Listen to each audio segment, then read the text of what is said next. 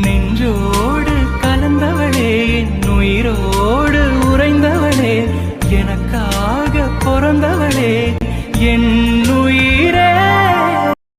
மின்னல், இந்த முட்டைகோஸ் மூஞ்சி என்ன, நீ புக் எடுத்துட்டு வான்னு சொன்னதும் ஹாஸ்டல்ல இருக்கிற எல்லா புக்கையும் தூக்கிட்டு வந்துருச்சா? இவ்வளவு புக் என்னத்துக்கு, படிக்கிறக்கா இல்ல கடை வைக்கிறக்கா? கடை வைக்கானோ? ஏடா, இத்தனை புக்கையும் படிச்சாதான் நீ வச்சிருக்கிற 48 அரியரையும் கிளியர் பண்ண முடியும். என்ன 48 அரியரை கிளியர் பண்ணணும்னா இவ்வளவு புக்கையும் படிக்கணுமா? மின்னல், இந்த ஒரு புக்லயே கிட்டத்தட்ட 500 பேஜுக்கு மேல இருக்கும்னு நினைக்கிறேன். இவ்வளவு புக்கை எப்படி படிக்க முடியும்?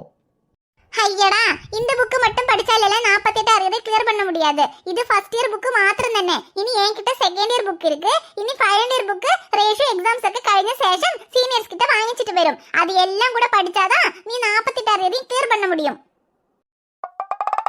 என்னது, இது இல்லாம இன்னும் நிறைய புக் இருக்கா?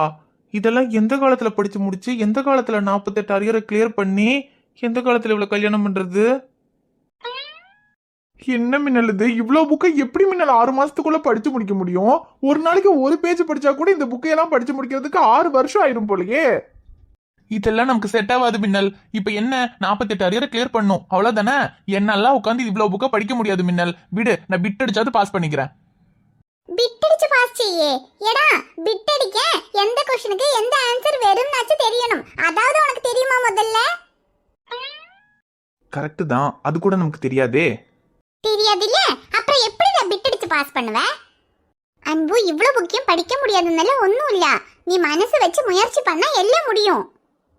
எல்லாத்துக்கும் நம்ம மனசு தான் காரணம். இப்போ உன்கிட்ட என்ன தூக்க சொன்னா உன்னால என்ன தூக்க முடியாதா? என்ன தூக்க முடியாதான்னு கேக்குற? என்ன மின்னல், தூக்க முடியாதான்னு கேட்டுட்ட?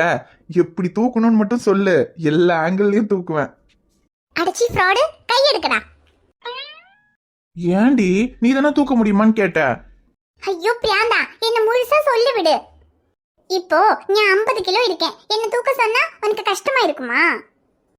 உன்னை தூக்கறதுல என்ன கஷ்டம்? நல்லா ஜாலியா தான் இருக்கும். இருக்கும் இல்ல? இதே ஒரு 25 கிலோ சிலிண்டர் தூக்க சொன்னா உனக்கு கஷ்டமா இருக்கும்ல?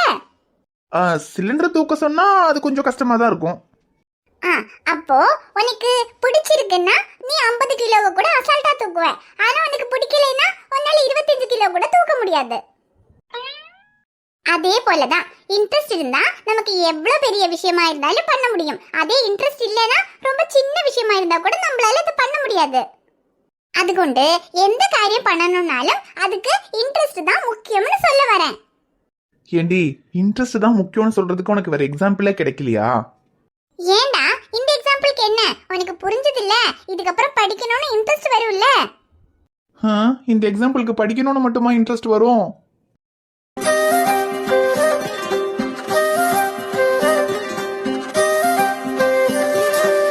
இந்தாடா எக்ஸாம்பிள், புரிஞ்சுதான்னு தானே கேட்டேன்.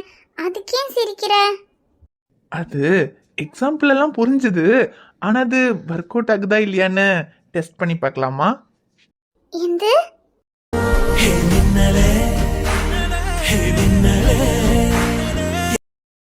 அன்பு, அம்மா, நீங்க எப்பமா வந்தீங்க? நான் வந்து இருக்கட்டும், நீ என்னடா பண்ணிக்கிட்டு இருக்க? அம்மா, அது அதான் நான் அரியர் எல்லாம் கிளியர் பண்ணணும்னு சொன்னேன்லம்மா, அதுக்கு தான் ஷைலஜா கிட்ட புக்ஸ் எல்லாம் கேட்டுக்கிட்டு இருந்தம்மா. அன்பு, என்னடா சொல்ற? நான் கூட நீ ஏதோ விளையாட்டுக்கு தான் அரியர் எல்லாம் கிளியர் பண்ணணும்னு சொல்லிக்கிட்டு இருக்கேன்னு நினைச்சேன். பார்த்தா உண்மையாவே படிச்சு அந்த அரியர் எல்லாம் கிளியர் பண்ண போறியாடா? பின்ன கிளியர் பண்ணாம உங்க மருமகன் கிட்ட நான் சும்மா சவால் விட்டு வந்தேன்னு நினைக்கிறீங்களா? நான் சொன்ன மாதிரி 48 அரியரை கிளியர் பண்ணி டிகிரியை வாங்கி கொண்டு போய் உங்க மருமகன் கையில கொடுக்க தான் போறேன். ஐயோ அன்பு, அப்படி மட்டும் நீ டிகிரி வாங்கி கொண்டு போய் உன் மாமா கையில கொடுத்துட்டான்னு வச்சுக்க, உன்னை பெத்த தாய் என்னை விட உன் மாமா தானே ரொம்ப சந்தோஷப்படுவாரு. டிகிரியை கொடுத்தா சந்தோஷப்படுவாரு? டிகிரியை கொடுத்துட்டு எனக்கு சைலஜாவை கட்டி வைங்கன்னு கேட்டா அப்படியே என்ன சாவடிச்சிருவாருன்னு தெரியலையே. அப்புறம் மடி சைலஜா, புக்கு கொடுத்தா மட்டும் பத்தாதுமா, நீ தான் கொஞ்சம் கூட மாட உட்காந்து அவனுக்கு எல்லாம் சொல்லி கொடுக்கணும். சரியம்மா, நான் சொல்லி கொடுக்குறேன். இல்ல நான் ஏன் சொல்றேன்னா, நீ புக்கு மட்டும் கொடுத்தேன்னு வச்சுக்க, அது என்ன புக்கு, அதுல எது எது எங்க இருக்குன்னு கண்டுபிடிக்கிறதுக்கே அவனுக்கு 6 மாசம் ஆயிடும். அப்புறம் கடைசியில பரிச்சையே முடிஞ்சு போயிடும். அதுக்காக தான் சொல்றேன். Good mother. என்னை எங்கெல்லாம் அசிங்கப்படுத்துறதுக்கு சான்ஸ் கிடைக்குதோ அதெல்லாம் கொஞ்சம் கூட மிஸ் பண்ணாம அசிங்கப்படுத்துறதுக்குனே பிறந்திருக்கு. என்னடா இப்படி பாத்துக்கிட்டே நிக்காம, அந்த பிள்ளையே பாவம் மனசு உனக்கு சொல்லி தரேன்னு சொல்லிருக்கு. அது கூட உட்காந்து படிச்சு ஒழுங்கா அரியர் எல்லாம் பாஸ் பண்ற வழியை பாருடா. பண்றேம்மா, பண்றேன். சரிடா, பண்றேன்னு சொல்லி நாளைக்கு பண்ணிக்கலாம்னு விட்டுறாத. இப்பவே போய் அவ கூட உட்காந்து படிடா போ. என்னை விட இந்த அம்மாவுக்கு ரொம்ப அவசரம் போல. ஐயோ சரிம்மா, இப்ப என்ன சைலஜா கூட உட்காந்து படிக்கணும் அவ்வளவுதானே. எப்படி படிக்கிறேன்னு மட்டும் பாருங்கம்மா.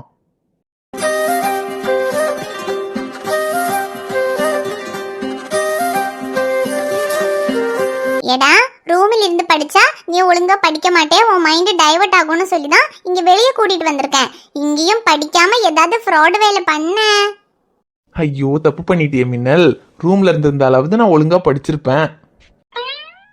ஆனா இங்க சில்லுன்னு வீசுற காத்து, வானத்துல நிலா, பக்கத்துல மின்னல், சும்மா வேற லெவல் ஃபீலிங்கா இருக்கு போ.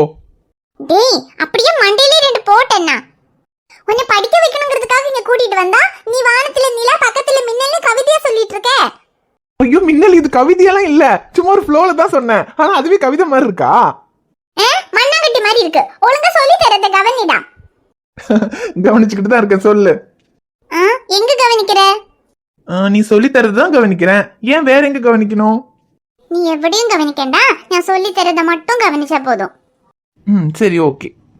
சரி, ஆதி நம்ம எங்க இருந்து ஆரம்பிக்கலாம்? எங்க இருந்து வேணாலும் ஆரம்பிக்கலாம். ஏடா, நீ எந்த சப்ஜெக்ட்ல இருந்து ஆரம்பிக்கலாம்னு கேக்குறேன்.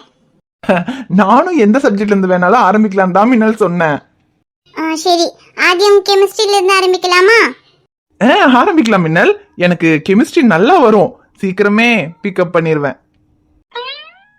ஏடா, நீ சப்ஜெக்ட பத்தி பேசுற மாதிரியே தெரியல, மனசுல வேற ஏதோ வச்சுக்கிட்டு சொல்ற மாதிரி இருக்கு. நீ இப்படியே சொல்லிட்டு இருந்த அப்புறம் நான் எதுவும் சொல்லி கொடுக்க மாட்டேன். புக்கெல்லாம் போட்டுட்டு பேசாம எந்திரிச்சு போயிடுவேன். என்ன மின்னல், நான் சப்ஜெக்ட பத்தி தான் பேசிட்டு இருக்கேன். உன் நினைப்பதான் வேற எங்கேயோ இருக்கு, அதனாலதான் உனக்கு அப்படி தோணுது. ஒருத்தன் எவ்வளவு ஆர்வமா படிக்கணும்னு வந்து உட்காந்துருக்கேன், கொஞ்சம் கூட பொறுப்பு இல்லாம பேசிட்டு இருக்க. இப்படியே சொல்லிட்டு இருந்த அப்புறம் டென்ஷன் ஆச்சுன்னா நான் எந்திரிச்சு போயிருவேன் சொல்லிட்டேன். ஐயோ சரிடா, கோவப்படாத. உண்மையாவே படிக்கணுங்கிற ஆர்வத்துல தான் இருக்கியா? நான் கூட நீ எப்படும் போல விளையாட்டு பண்றேன்னு நினைச்சிட்டேன். சரி, இனி நான் உன்னை எதுவும் சொல்ல மாட்டேன். இனி நம்ம படிக்கலாம். அப்பட நல்ல வேலை நம்பிட்டா, இல்லைன்னா கோவப்பட்டு எந்திரிச்சு போயிருந்திருப்பா. சரி, ஆதியம் கெமிஸ்ட்ரி எல்லாம் ஒன்றும் ஒர்க் அவுட் ஆகண்டா, முதல்ல சயின்ஸ்ல இருந்தே ஆரம்பிக்கலாம். சரி, நம்மளோட இதயம் ஒரு நிமிஷத்துக்கு எத்தனை முறை துடிக்கும் சொல்லி பாப்போம். அது நீ பக்கத்துல இருக்கும் போதா இல்லாம இருக்கும் போதா? எந்த? ஆமா மின்னல், நீ பக்கத்துல இல்லாம இருக்கும்போது கொஞ்சம் மெதுவா தான் துடிக்குது. ஆனா நீ பக்கத்துல வந்தா ரொம்ப ஸ்பீடா துடிக்குது மின்னல். அது எத்தனை தடவை துடிக்குதுன்னு என்னாலேயே கவுண்ட் பண்ண முடியல. நிஜமா தான் மின்னல் சொல்றேன். நீ கேட்ட கேள்விக்கு கரெக்டா ஆன்சர் பண்ணும்ல. இப்போ நீ பக்கத்துல இருக்கியா, எவ்வளவு வேகமா துடிக்குது பாரு.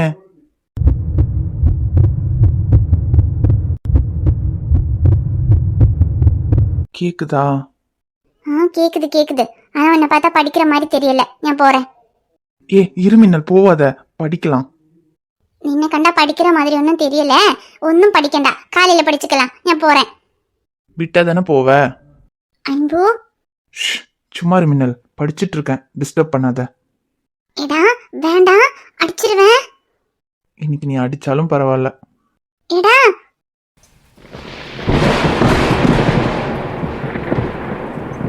ஐயோ அன்பு, மழை வருது. வரட்டுமா? எடா, புக்ல நனையுதுடா. நனைஞ்சா பரவாயில்ல, விடு மின்னல். நனைஞ்சா பரவாயில்லையா? எடா அன்பு, சும்மா இருங்கறேன்ல.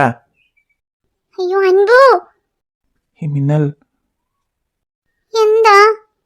ஐ லவ் யூ மின்னல். ஊசி மழை தூருது ஊரே, நேரம் மாறுது ஏதோ புது வாசனை பூக்குதடி. காதல் தலைக்கேறுது ஏறுது வேறா, சொகம் ஊறுது ஜோரா, அது வேளைய காட்டுதடி. வார்த்தை எதுவும் பேசிட தோணல வாழ்வே, இனி நீ தாண்டி காலம். அது பேசுற மாதிரி நானும் என்ன தாரண்டி. ஒத்த சென்ம வாஞ்சி போக கொஞ்சம் பாரண்டி. அடடா இது என்ன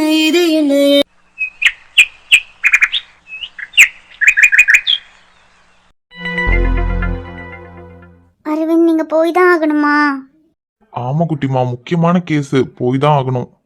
என்ன அரவிந்த், இன்னும் டெலிவரிக்கு 10 நாள் தான் இருக்கு. நீங்க போனா வர்றதுக்கு 1 வாரம் ஆகும்னு சொல்றீங்க. ஒருவேளை அதுக்கு முன்னாடியே டெலிவரி ஆயிடுச்சுன்னா? குட்டிமா, டேட்டுக்கு இன்னும் 10 நாள் இருக்குல்ல. நான் போனா ஒரு 5 நாளோ 6 நாளோ அதுக்குள்ள நான் வந்துருவேன். ஐயோ அரவிந்த், 10 நாள்னா அப்படியெல்லாம் கரெக்டா 10 நாள்ல தான் ஆகுமா? அதுக்கு முன்னாடியே ஆயிடுச்சுன்னா எனக்கு டெலிவரி டைம்ல நீங்க என் பக்கத்துல இருக்கணும்னு சொல்லியிருக்கேன்ல. ஐயோ சீதா, நீ டென்ஷன் ஆகி என்னையும் டென்ஷன் பண்ணாத. நானே இப்ப இந்த கேஸ்க்காக போகாம இருக்க முடியாது, எனக்கு வேற வழி இல்லைன்றதுனாலதான் போறேன்.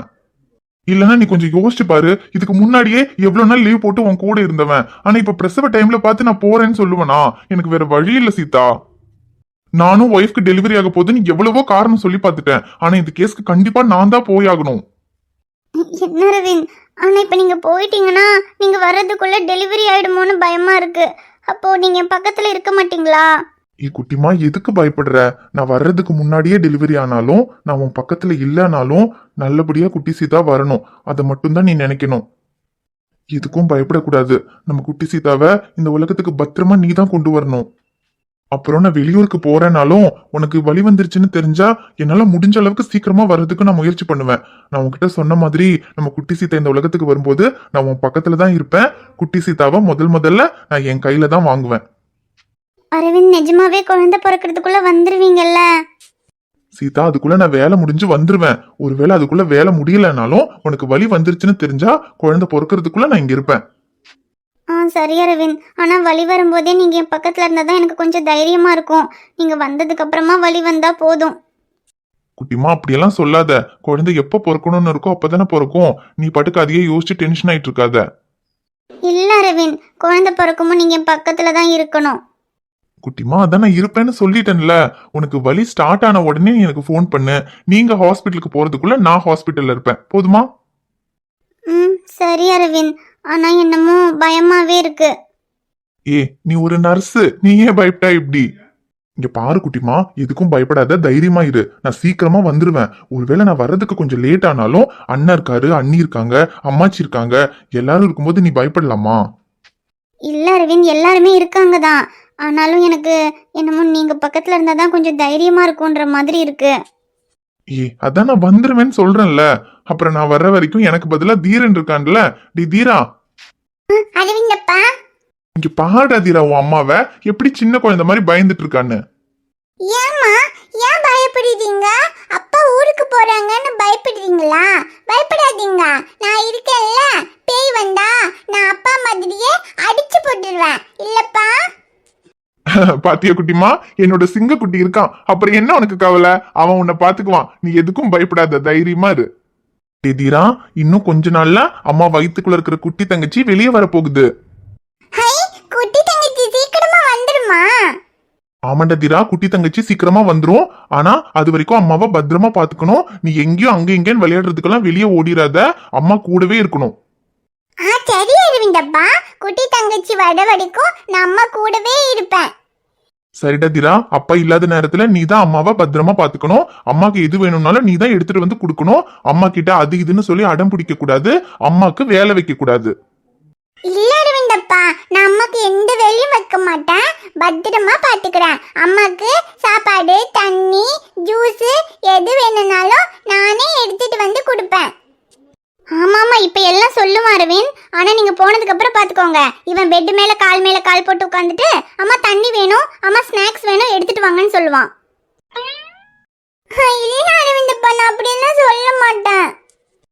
சரி சரி, இவ்வளவு நாள் அப்படி சொல்லியிருந்தாலும் இப்போ அப்பா இல்லாத நேரத்துல அப்படி எல்லாம் சொல்ல மாட்டான் இல்லடா? ஆமா அரவிந்தப்பா, சொல்ல மாட்டேன். அம்மாக்கு என்ன வேணும்னாலும் நானே எடுத்துட்டு வந்து கொடுப்பேன். சரிடா தீரா. அப்புறம் அம்மாக்கு திடீர்னு உடம்பு சரியில்லை, வயிறு வலிக்குதுன்னு ஏதாவது சொன்னாங்கன்னா உடனே ஓடி போய் பெரியம்மா கிட்ட சொல்லிடணும். சரியா? சரிப்பா, சொல்லுவேன். குட்டிமா, உன்கிட்ட தான் சொல்றேன். வலி ஸ்டார்ட் ஆகும் போதே உடனே அண்ணிய கூப்பிட்டுரு. நீ பாட்டுக்கு கொஞ்ச நேரம் பாக்கலாம், அவங்கள தொல்லை பண்ண வேண்டாம் அப்படிலாம் நினைச்சிட்டு அமைதியா இருந்துராத. இல்ல அரவிந்த், அதெல்லாம் நான் பாத்துக்கிறேன், நீங்க பயப்படாதீங்க. பயம்லாம் இல்ல குட்டிமா, நீ நர்ஸ் தான், உனக்கே தெரியும். இருந்தாலும் என்னமோ இந்த டைம்ல உன்னை விட்டுட்டு போறப்போ எனக்கும் ஒரு மாதிரி கஷ்டமா தான் இருக்கு. இல்ல அரவிந்த், நீங்க பயப்படாதீங்க. நீங்க கேஸ் விஷயமா போறீங்க, என்ன நினைச்சு நீங்க டென்ஷன் ஆகாதீங்க. நான் பாத்துக்கிறேன் அரவிந்த். அப்புறம் அண்ணி, அம்மாச்சி, கதிர் மாமா எல்லாரும் இருக்காங்களே, நீங்க எதுக்கும் பயப்படாம போயிட்டு வாங்க. அப்பாடா, இப்படி கொஞ்சம் தைரியமா பேசினதானமா நானும் போக முடியும். நீ பாட்டுக்கு பயமா இருக்கு அப்படி இப்படின்னு சொல்லவும் எனக்கே ஒரு மாதிரி டென்ஷன் ஆயிடுச்சு. சரி அரவிந்த், நீங்க டென்ஷன் ஆகாம போயிட்டு வாங்க. எனக்கு பயம்லாம் இல்ல, தைரியம்லாம் இருக்கு. ஆனாலும் முடிஞ்ச வரைக்கும் சீக்கிரமா வர்றதுக்கு முயற்சி பண்ணுங்க அரவிந்த். நான் தான் சொன்னல, நான் சீக்கிரமா வந்துருவேன். ஒருவேளை அதுக்குள்ள வேலை முடியலனாலும் உனக்கு பெயின் ஸ்டார்ட் ஆயிடுச்சுன்னா உடனே போன் பண்ண. உனக்கு டெலிவரி ஆகும்போது நான் உன் பக்கத்துல தான் இருப்பேன். குட்டி சீதாவை நான் தான் முதல்ல என் கையில வாங்குவேன்.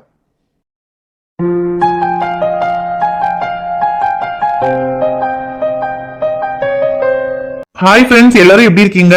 நிச்சயமா நலமா இருப்பீங்கன்னு நம்புறோம். இந்த வீடியோ உங்களுக்கு பிடிச்சிருந்தா மறக்காம வீடியோவுக்கு ஒரு லைக் போடுங்க.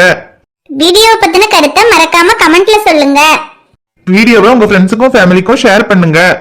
சேனலை சப்ஸ்கிரைப் பண்ணாம பார்த்துட்டு இருந்தீங்கன்னா சப்ஸ்கிரைப் பண்ணிட்டு பாருங்க. பாப்பா, உங்களை பார்க்க நாளைக்கு வரேன். பை.